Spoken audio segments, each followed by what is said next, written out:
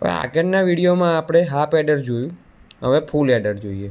બરાબર છે. તો ફૂલ એડર શું થશે તો કે બે હાફ એડરને આપણે ભેગા કરીએ તો એક ફૂલ એડર બને છે. બરાબર. તો એનો બેઝિક ડાયાગ્રામ છે, પણ એમાં આપણે 3 ઇનપુટ આવશે, એ, બી અને કેરી ઇન. જો આ રીતનું. તો 2 ઇનપુટ તો છે જ આપણી જોડે, પણ એક બીજામાં કયો ઇનપુટ બીજો એડ થશે તો કેરી ઇન. એટલે 3 ઇનપુટ થશે અને 2 આઉટપુટ થશે. એ બી અને કેરી ઇન ઇનપુટ થશે સમ, અને કેરી આઉટ આઉટપુટ થશે. બરાબર. એનો આ ડાયાગ્રામ કર્યો છે. હવે આપણને ખબર છે કે જો 3 ઇનપુટ આપે તો 2:3 પ્રમાણે 8 કન્ડિશન બને.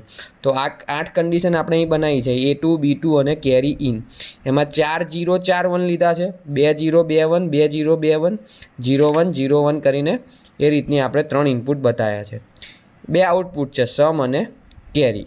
બરાબર છે. તો આ 0 0 0 છે એટલે સમ તો 0 થવાનો, કેરી પણ 0 થવાની. બરાબર. બીજામાં 1 0 0 એટલે સમ 1 થશે, કેરી 0 થશે. બરાબર. એટલે આમાં તમારે ખાલી એટલું યાદ રાખવાનું કે જ્યારે 2 1 આવે ત્યારે સમ 0 અને કેરી 1 થશે, અને 3 1 આવે ત્યારે સમ 1 થશે અને કેરી પણ 1 થશે. કઈ રીતે? તો આપણને ખબર છે કે 1 + 1 હોય તો 10 થશે. એમાં સમ 0 થશે અને કેરી 1 થશે. પણ 1 હોય, 3 1 હોય તો 11 જવાબ, એવી રીતે યાદ રાખવાનું. એટલે સમ પણ 1 થશે અને કેરી પણ 1 થશે. બરાબર. તો આટલું બેઝિક યાદ રાખશો તો એના પરથી તમને આ ટ્રુથ ટેબલ તમને મળી જશે સમ અને કેરીનો. બરાબર. જો આ લાસ્ટમાં જુઓ 1 1 1 છે તો સમ પણ 1 આવશે, કેરી પણ 1 આવશે. 0 1 1 છે એટલે 2 વખત 1 છે એટલે સમ 0 આવશે અને કેરી 1 આવશે 10 પ્રમાણે. બરાબર છે. તો આ રીતે એનો બેઝિક ટ્રુથ ટેબલ છે. હવે ટ્રુથ ટેબલ પરથી તમે લોજિક ગેટનો ઉપયોગ કરીને ડાયાગ્રામ તમે બનાવો તો કઈ રીતે બનશે?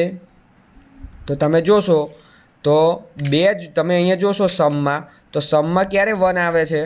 આ જુઓ 1 2 3 અને 4 વખતે 1 આવે છે. આપણે પણ 3ને જ આપણે કન્સિડર કરીએ તો જુદા જુદા ઇનપુટ હોય, એટલે એક 1 હોય ને એક 0 હોય, 0 ને 1 હોય ત્યારે જ સમમાં આપણે 1 આવે છે. એટલે તમને ખબર છે ટ્રુથ ટેબલ આગળના આપણે ગેટ જોયા તો કયા ગેટમાં એવું હતું કે જુદા જુદા ઇનપુટ હોય તો 1 આવે? તો XOR ગેટ એવો હતો. બરાબર છે.